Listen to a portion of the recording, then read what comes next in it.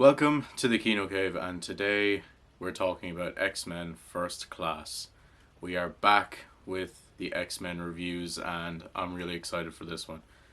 Mostly because the director is not a piece of shit, and this is actually a good movie. This is one of my favorite X-Men movies by a long shot. It really takes these characters in an interesting direction, and visually and script-wise and acting-wise, it's just so different. It is leagues ahead of what came before. Even though I love X-Men 2 and I like X-Men 1, I have a fondness for X3. This is where it should have been since the beginning.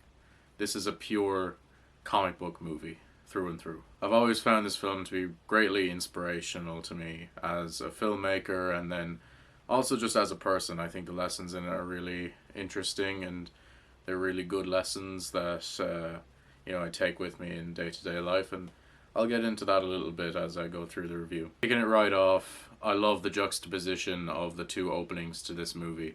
We see Eric in the concentration camp being tortured, having his mother taken away from him, juxtaposed to Charles, who was born into privilege and lives a life of luxury. I love how Charles is using his powers at the beginning of the film to get laid and to make his life easier, whereas Eric has dedicated his powers to finding the people that wronged him, using these abilities completely differently based on their backgrounds. It's a really, really strong first 15 or so minutes. I think I'm going to get into this in its own video at some point, but the Frankenstein's monster scene in Argentina is the most perfect scene in this movie for me. I think I'm going to do my own video just on this scene because there's so much to unpack in it, and I do love it so much from every single angle, in terms of cinematography, in terms of acting, in terms of the score, in terms of the writing. But just to quickly get into it here, I love, especially towards the end, when Magneto talks about how he's Frankenstein's monster, and I dwelled on that line a little bit, and I realized that Eric's story does mimic the monster's story from the original Frankenstein novel by Mary Shelley. He is this freak that has been treated wrongly for no real reason other than he's a bit different his entire life. And so he seeks to hunt down the person who made him that way and destroy him. It's pretty much exactly what the creature goes through, and what mutants go through in this movie throughout is very similar to what the creature from the original Frankenstein novel goes through. So I mentioned this a couple of videos back, I think in the first or second X-Men review that I did, but it's kind of my headcanon that in these movies Charles and Eric are a gay couple. I always kind of saw Charles and Eric as a gay couple, and that starts here, where I think just the chemistry between Fassbender and McAvoy on set was just really interesting, and the way they talk to each other is just really pushing forward that idea. So I've always kind of had that idea, especially when watching this film. It also has to do with Ian McKellen being Magneto in the films that take place more recently, and Ian McKellen being a gay man in real life. It all just kind of folds together really neatly. This film also has, I think, my favorite Wolverine cameo in any of the X-Men movies. It's just perfect, that it's not too long, because this isn't a Wolverine-led movie, unlike a lot of the X-Men movies. This is focused on Charles and Magneto. And you just throw in Hugh Jackman just for a little bit of a cameo to make it fun. It's funny, it's kind of interesting at the same time when Hugh Jackman gives that kind of double take and looks back at them, kind of hinting at what will come eventually down the line. I think it's a superb cameo. Out of the cameos that Wolverine has in movies that he's not a leading man in, I think he's really excellent here. I really like the party scene with the young mutants. I think it does really well to add a bit of levity to the story, as something really kind of tragic and serious is about to happen. I also really like how it builds these characters. A problem with these kind of ensemble movies is that characters get overshadowed by like the main characters, but this scene really gives us an insight into each of these people's personalities, and it's expanded on in the montage later, which I really like. I just like how we established these very distinct characters in this scene, and it gives us the drive to care about them later on. This film isn't perfect, and I think my biggest gripe with it is that Angel betraying the team and going with Shaw seemed really out of left field. She seemed like a kind of a dark person, but I didn't think she'd just switch up and become a villain straight away. I don't really think any of them could, except maybe Havoc, but even then he's all about not using his powers to protect people. I think they should have laid those foundations more a bit earlier, I think. It displays that she has like a hatred for humans because they are, assholes to her, but everybody's going through that. So there's nothing that really makes her explicitly want to join Shaw. It just kind of comes out of left field, I think. And speaking of coming out of left field, Darwin's death, kind of just out of nowhere, it just happens. It's also weird how the guy who's supposed to be able to adapt to anything, and in the comics they take that to a massive extreme. As far as I know, I've not read much X-Men comic books. It's just kind of strange how Darwin is the one that they kill off when he's the one that probably should be able to survive that out of all of them. So I don't know, it's odd. Another one of my favorite scenes in this movie is the Rage and Serenity scene, when Charles unlocks one of Eric's memories, one of his happiest memories, of which he has very few, and the whole speech that he gives him about, true focus lying between rage and serenity. When I talk about how this film has good kind of life lessons that you can take with you, this is one of them, I think. I think the idea of motivation and drive coming from a place of both happiness and sadness and anger and spite, it's a very true thing, I think, and I love how this film explains that, and it's so emotional then when he gets to turn the satellite, and it's all sold by Fassbender's acting. It's really a magnetic performance. Every scene with Charles and Eric just having a conversation is fantastic. From their first conversation at night to the one that I have pictured behind me. I'm sure the Lincoln Memorial being in the back has some sort of political theme behind it, but I don't know that much about American politics or American history. I'm Irish, so I'm guessing it's poignant, but I could be wrong about that. Americans, as you probably will, correct me. And then there's another scene where they're playing chess towards the end that, again, just really shows the similar yet very dissimilar points of view of both of them. They both have very similar goals in terms of being accepted and not being afraid to be who they are, but Eric's actions and the actions he wants to take are very different to Charles's. And especially towards the scene towards the end when they're playing chess, when Eric says, "You think they're all like," what's her name? When Eric says, "You think they're all like Mora," and Charles says, "You think that they're all like Shaw," it's perfect thematic writing right there. I love how the lessons learned in the montage come into play in the climax for each of the characters. Banshee has his moment, Havoc has his moment. Every single character in this montage has their little moment at the end where they think back on the montage sequence. Banshee learns how to scream really, okay, Banshee is a comedic character, he doesn't have much there, but it still is linked back to when he was training. And Havoc being able to direct his laser thing is, I don't know, the thing that comes out of Scott Summers' eyes. What I love about Eric Lencher in this movie is that we were always able to understand his point of view in the previous movies. We understand that Eric was a Holocaust survivor, or not a Holocaust survivor, he's a concentration camp survivor. So we understand. He hates humans because he was mistreated during World War II. But this film really makes us agree with Eric, or at least root for him. And he's still a villain, but he is one of those understandable villains like Thanos in Infinity War and all these villains that you can really understand their viewpoint, because it's not just about the fact that he was in a concentration camp, it's about this doctor that tortured him and made his life hell, and him associating all humans with this very personal thing that happened to him.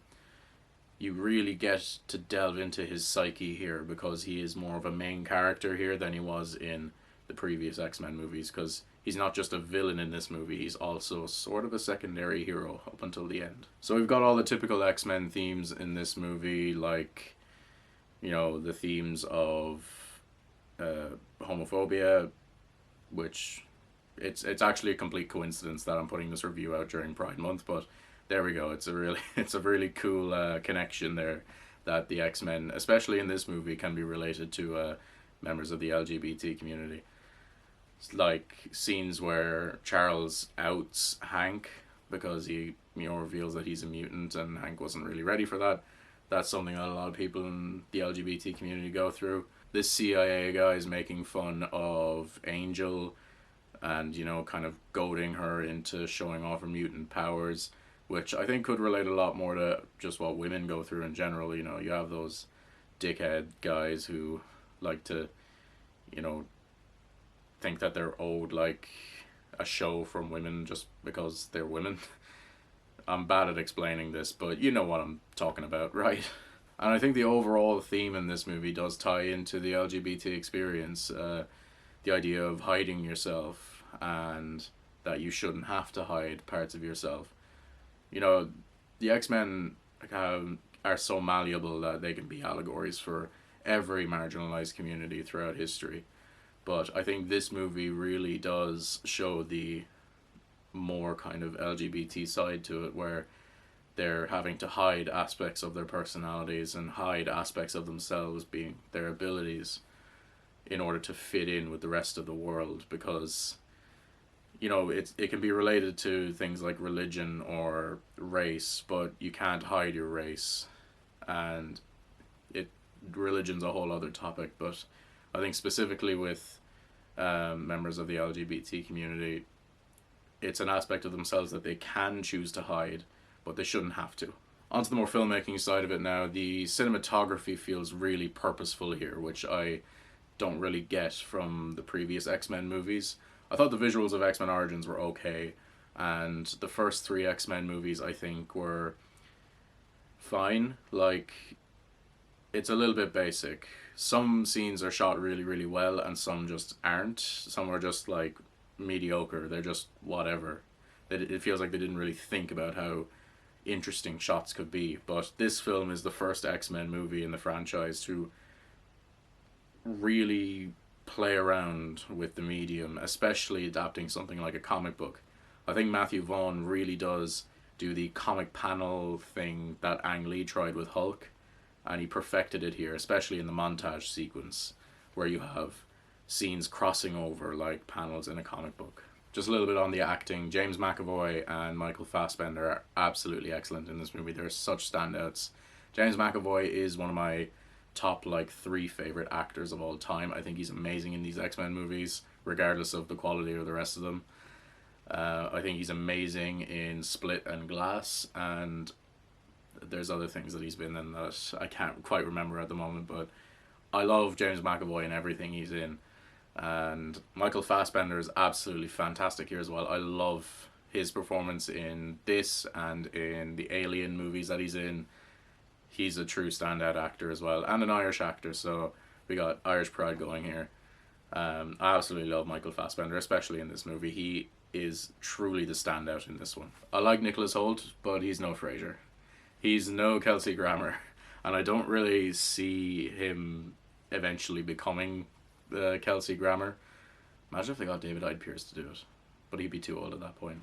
Yeah, but I think Nicholas Hoult does fine as Beast. He's probably got the best acting in this movie, and it is kind of weird how he's just kind of missing the Beast, the big blue makeup in the next few movies, because, you know, it's the serum that gives the makeup department a day off. Jennifer Lawrence is good in this movie, but she's no Rebecca Romijn. Like, she is good in this movie, and this is definitely her best performance in this franchise. But Rebecca Romijn had a subtlety to her that Jennifer Lawrence just doesn't really have here. I don't have much to say about Sebastian Shaw as a villain, because he's kind of entirely sold on Kevin Bacon playing him. He's a pretty typical villain in this movie.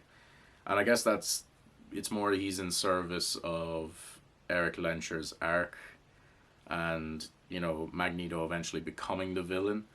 But for the majority of the movie, we have Shaw as the villain, and Kevin Bacon is really charismatic in the role, but he's not very well written. He's kind of just an evil guy who wants power, and that's kind of it. I absolutely love the training montage in this film.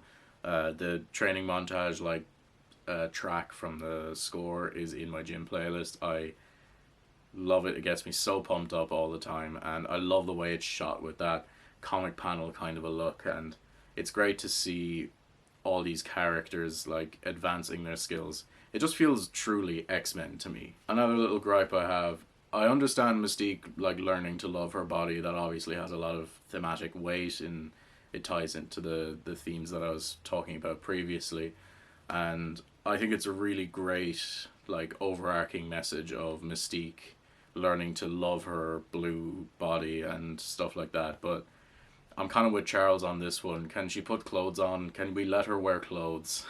Just let Mystique wear clothes, alright? It's just weird. Because she is technically naked. She can be blue and wear clothes still. It's fine. God. That is one thing that when they eventually reboot the X-Men movies, I'm glad that we're not going to get naked blue Mystique again, because I'm kind of over that. I was over that after I stopped being a teenager.